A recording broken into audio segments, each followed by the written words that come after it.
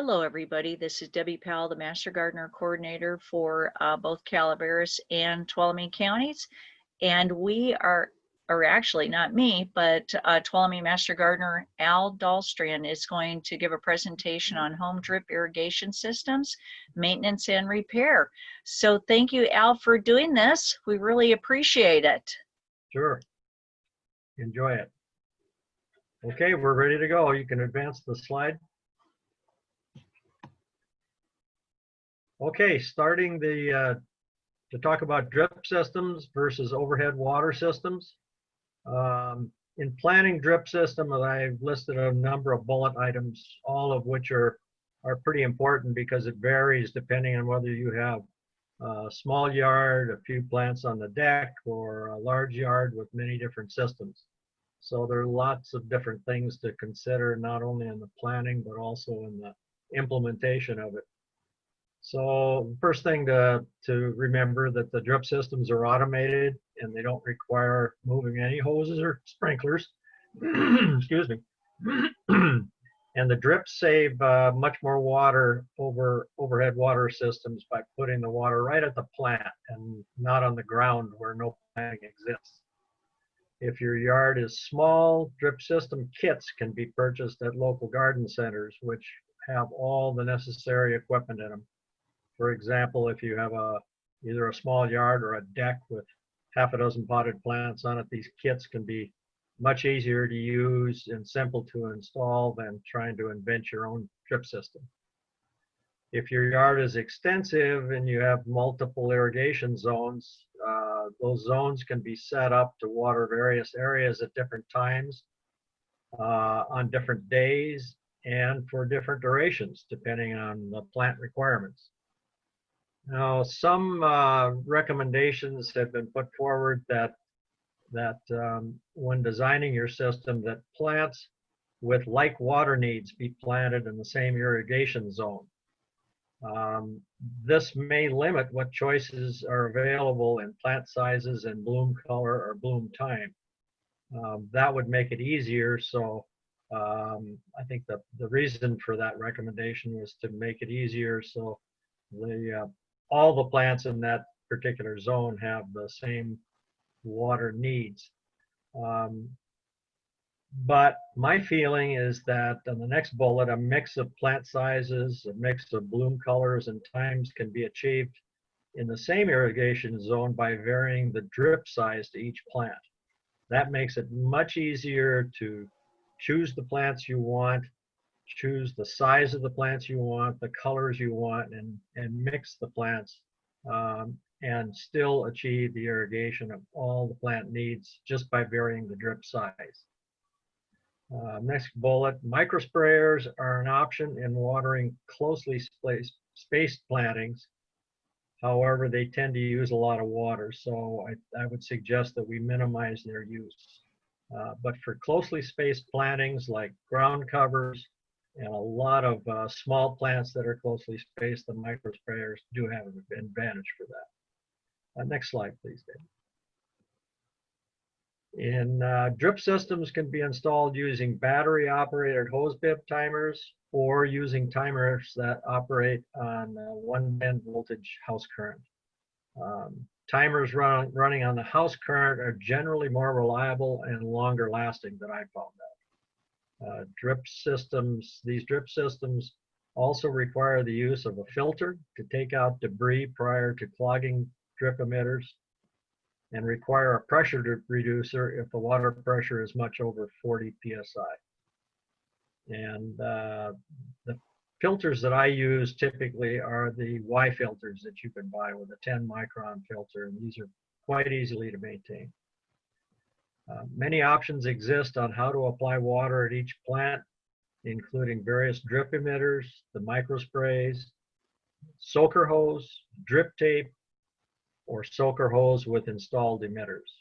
And we'll talk about each one of those a little bit further as we go. Next slide, please. On installation, always install a pressure reducer that takes the pressure down to about 30 psi. Many people's household pressure may be anywhere from 35 PSI up to 100 PSI, depending on where your public water system comes from. Or if you're on a well, you could still be around 35, 40 PSI. Now, if drip tape is used, for example, watering closely spaced plants or row crops in vegetables, the pressure should be reduced to about 15 PSI or below before the connection to the drip tape, because the drip tape is a very thin wall device, and too much pressure will blow that device out. Install a Y filter on each separate system to minimize the plugging of emitters with debris or mineral solids.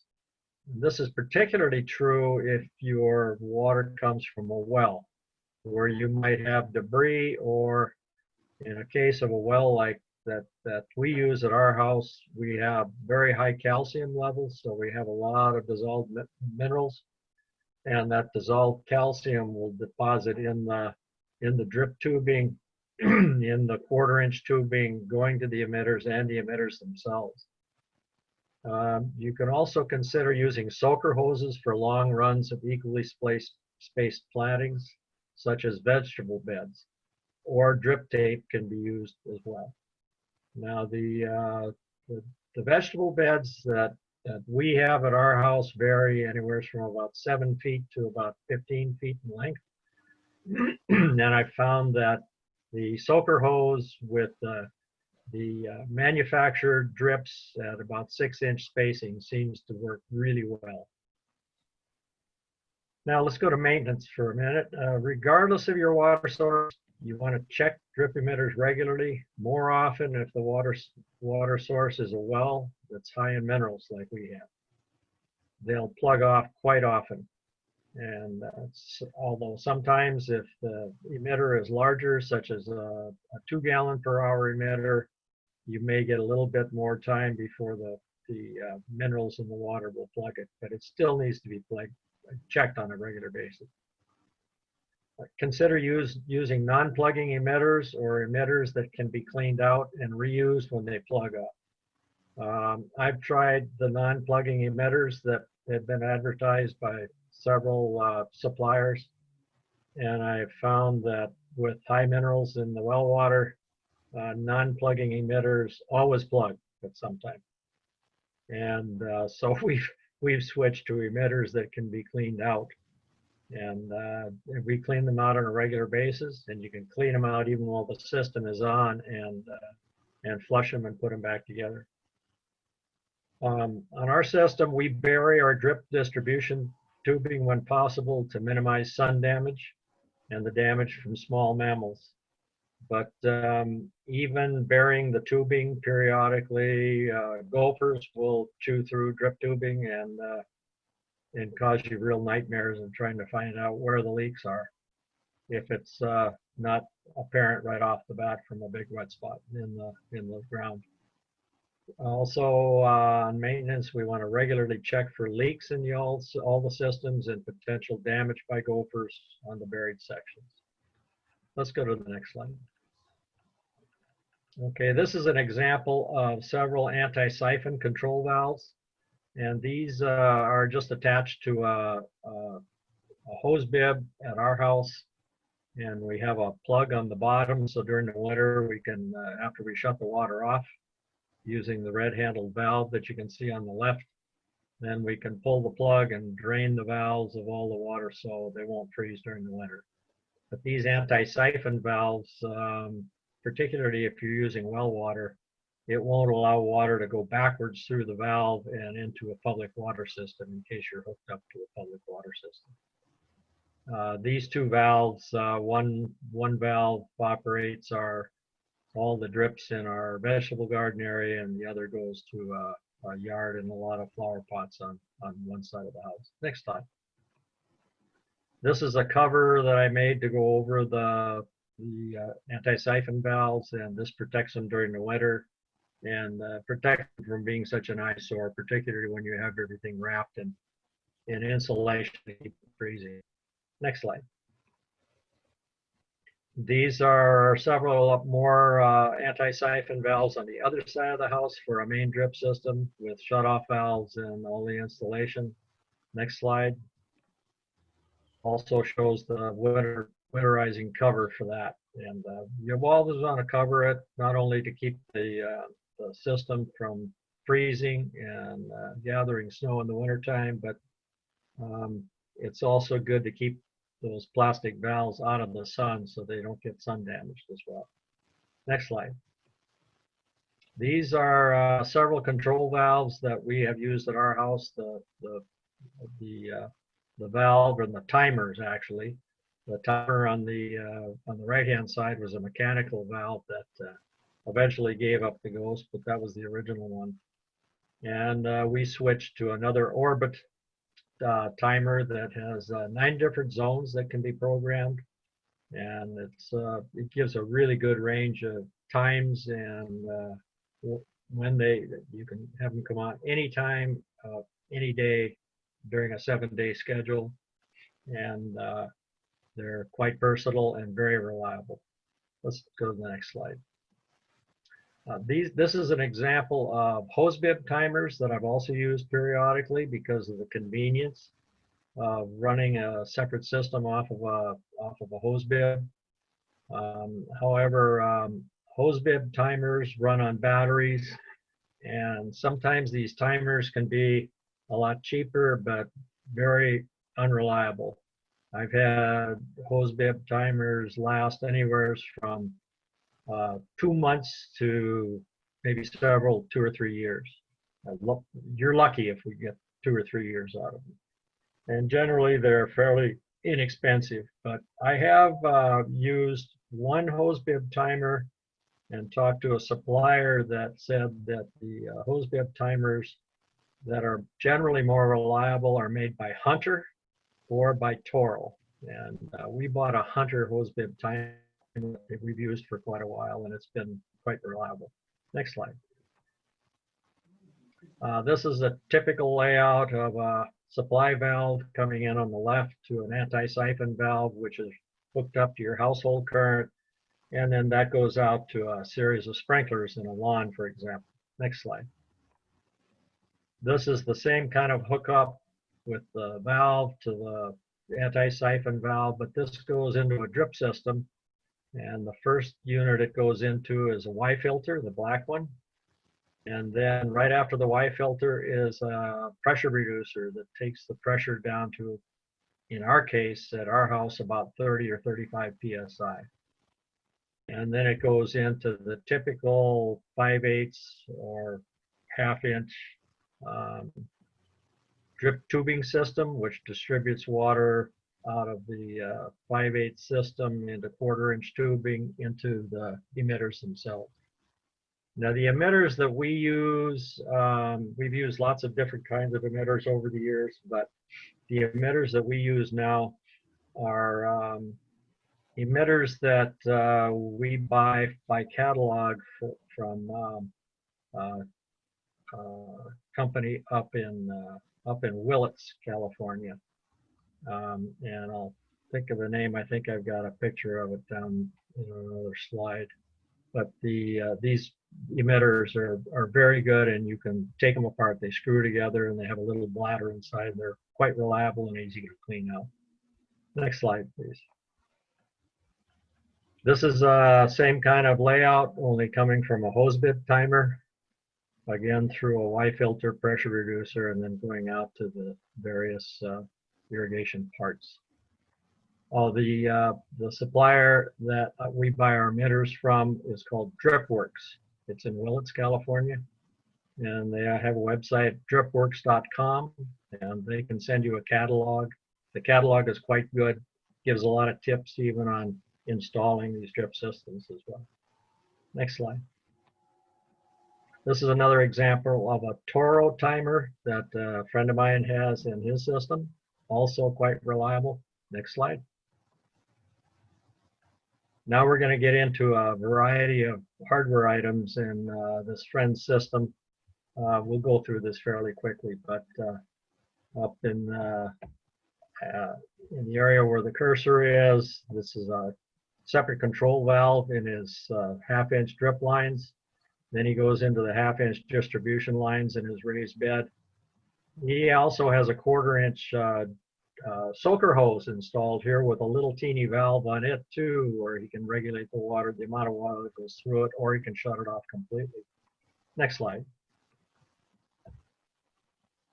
Again, here's a 1/4-inch tubing going into a going out to probably a drip line that's got little slits in it, and it's a soaker hose as well, again with a valve.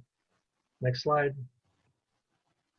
And this is just in the very bottom. There's another control valve at the bottom, which he can shut off the whole bed from water if he doesn't have anything planted in it. That way, having a number of these valves in different parts of your system can give you a lot of variability in regulating where the water goes if you have multiple beds.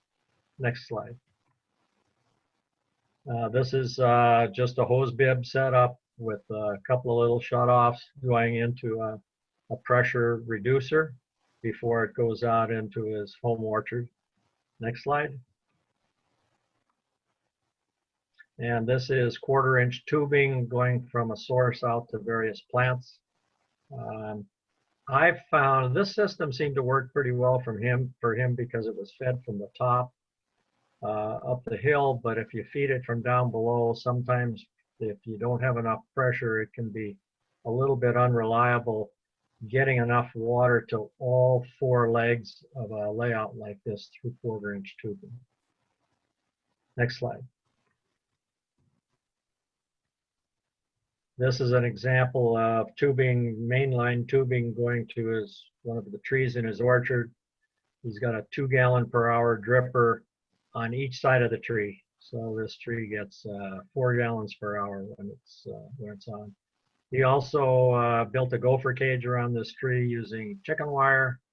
The gopher cages that I build, I usually make them out of 1/2-inch hardware cloth, which are galvanized, and they rust very slowly. They typically last about 15 or 16 years before they rot out. And they're a little bit stronger and repel the gophers, keep the gophers out longer than typical chicken wire does. That'll rot out more quickly. Next slide. This is another layout of the 1/2-inch distribution system in his home orchard. Works quite well. He's got a lot of pressure, and the feed is from the top of the hill, so he has plenty of pressure throughout the line. The only thing I would do differently in this case that I do around our house are the large runs between trees. I bury my tubing just so the sun doesn't deteriorate the tubing as much. And it's a little bit easier to maintain too when you're weed eating, because if the grass is thick and hides the tubing, it's easy to tear holes in that drip tubing. Next slide. This is an example of the remanufactured rubber soaker hoses that they used to make, and I haven't seen them in many stores lately, so they may not even make these anymore, but for a while this was the only soaker hose you could get, and they had different wall thicknesses and different permeabilities, and they were quite unreliable because the remanufactured rubber typically would leak out an awful lot of water in the first 5 or 6 feet of the line, but if you had a line going the full length of a raised bed out to say 15 feet, the last 4 or 5 feet got very little water, and most of the water went to the front end of the line. I don't use these anymore. I've switched to a 1/4-inch tubing that has manufactured drips at 6-inch spacing, and I buy those in 100-foot rolls, also through Dripworks, through the Dripworks catalog. I found those much more reliable than these old remanufactured drip ones. Next slide. This is a start of our drip system up at the Casina demonstration garden. And this is our manifold showing six different zones that go out to the garden, various areas of the garden. The main shutoff valve is in the lower left, and then it goes through a union and up to a brass or a bronze pressure reducer. This particular pressure reducer is set at about 42 pounds, and our drip system seems to take that without any problem. Then it goes through a Y filter, and then up into the manifold itself and out to all the different zones. All these different zones are timed to water at different times. The water pressure at the demo garden is such that we don't really have to worry about too much about having enough water pressure to run more than one zone if you have to. Before we constructed this, the water pressure was over 100 pounds at the garden, so the previous system was blown apart on a regular basis. Next slide. These next series of pictures are what show what the demo garden looked like years ago, back in I believe it was 2006 when we first installed this irrigation system and completely trashed the old one. In the background, you can see there were like 5 lines of grapes, and all of these risers go to either grapes on the left or fruit trees on the right. And we have all different risers for each line of fruit trees and line of grapes. Next slide. This shows a typical distribution hose going around a fruit tree. This particular one probably has about 3 to 4 drips on it, and since it's a mature fruit tree, each of those drips is probably 2 gallons per hour. Next slide. This is the 2 of the raised beds that we built out of cement blocks. They don't even look like this anymore, Debbie, because they're so overgrown with vegetation in the rim of the boxes. But this shows a typical construction of raised bed boxes. We don't have a gopher problem up here, so we didn't have to put gopher wire underneath it.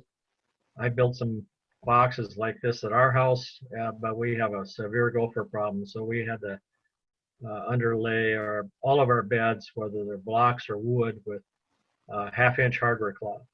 And that 1/2-inch hardware cloth typically lasts about 15, 16 years before it has to be dug up and replaced. These beds happen to have the old style remanufactured rubber soaker hoses in them, which I think we've completely replaced with the new manufactured inline soaker hoses. Next slide. Next slide. There we go. Okay, this is a line of, again, the line of risers that go to the fruit trees. And this slide shows, coming off the risers, all of the fittings necessary to get down to water a line of fruit trees or a line of grapes. You can see we have a plug on one side. This nearest riser goes through a 90, then down to a T and out to the line of fruit trees on the left. But we have an end cap that can be taken off in the wintertime to drain the riser and drain the piping so it doesn't freeze. But we still, with the plastic elbows, the plastic 90s that show on these 2 risers, we still have problems with freezing of the hard plastic in the winter, even though they're not full of water. Next slide, please. Okay, this is some little handbooks that you can get at the vendors at the stores. Like I think one of these came from Orchard Supply and another one came from another vendor. But these give all of the different fittings that you buy that are produced by these companies, all the different drip fittings, different sizes, and so forth. And so if your supplier has has one of these micro watering handbooks, they're very advantageous to have because they're a good reference. And typically they'll give you, I think the one on the right tells you, gives you information on planning, installing, and maintaining your watering system, which is very handy. Next slide. And this is the drip irrigation handbook that University of California, Davis produced, and we had one of these in our classes. I believe they probably have an update. for this existing class, but this is also very informative and very handy on how to put your systems together. Next slide. And that's it for the irrigation supplies. Okay, we're ready for another another presentation on lawn replacement, Debbie.